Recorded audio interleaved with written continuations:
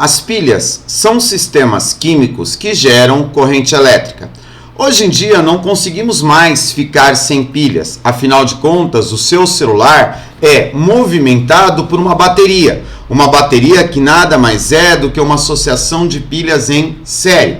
Mas afinal, como que foi essa ideia, ou como que surgiu essa ideia de pegar uma reação química, aproveitar a troca de elétrons e gerar uma pilha? Então hoje vamos falar um pouquinho sobre a história das pilhas. Seja bem-vindo ao tutorial de Química!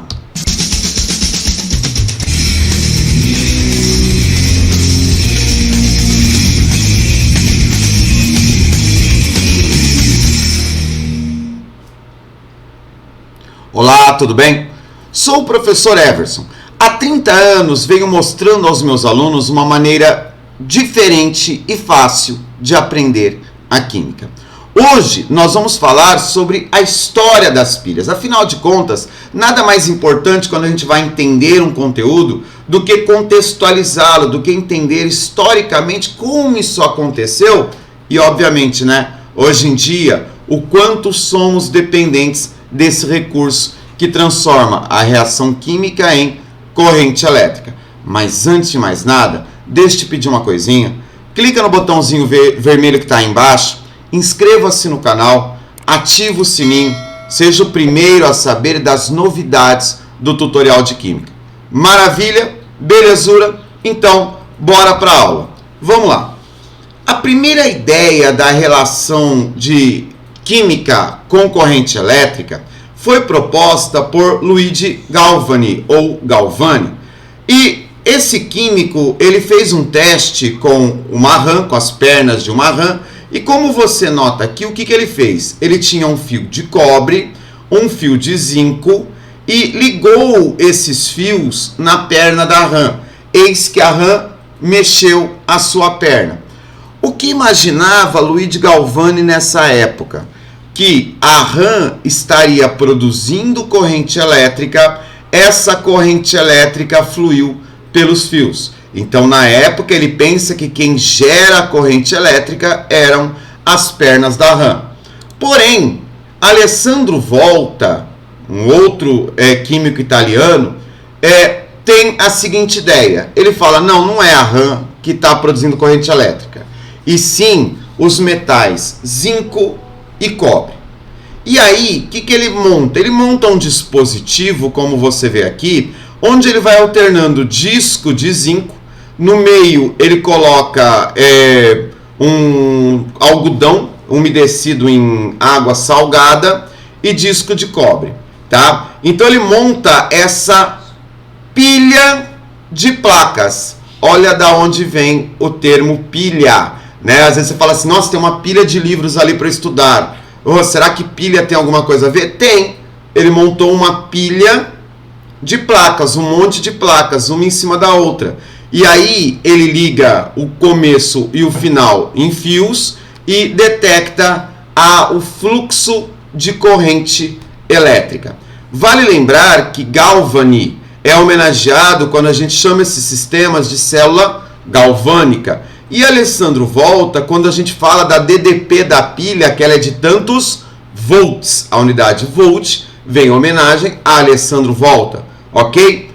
Para complementar, vem o cientista Frederick Daniel e monta uma estrutura, um esqueminha semelhante ao de Alessandro Volta, porém separando os polos de zinco e cobre. Então essa pilha fica conhecida como pilha de Daniel. Veja que a ideia deles logo no início foi exatamente usar o zinco e o cobre.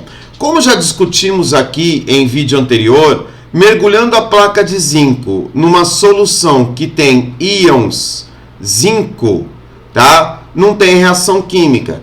Mergulhando a placa de cobre numa solução que tem íons cobre, também não tem reação química. Porém, o zinco tende a doar elétron para o cobre. E nesse fluxo de elétrons, nós vamos ter uma reação química, onde o zinco se transforma em zinco 2+, e o cobre 2+, que está na solução, se transforma em cobre 0. Então, o que vai acontecer aí? O zinco vai de NOx 0 para 2+, oxidando, e o cobre vai do NOx 2+ para 0, reduzindo. Então, tá aí a pilha de Daniel mostrando que seria, então, possível montar a pilha. Mas vamos lembrar o seguinte: toda vez que eu quero montar uma pilha, a reação química,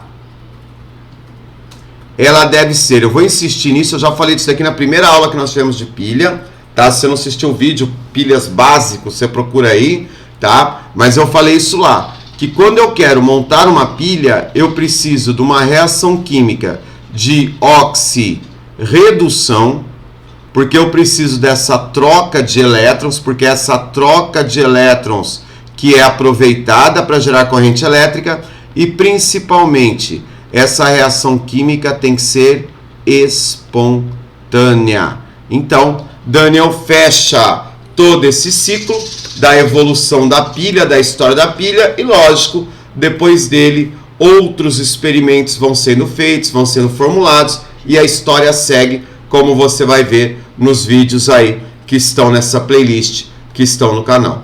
Maravilha? Beleza? Tranquilinho? Gostou? Então tá bom. Se você ainda tem alguma dúvida, não esquece, deixe o seu comentário. No mais, bons estudos!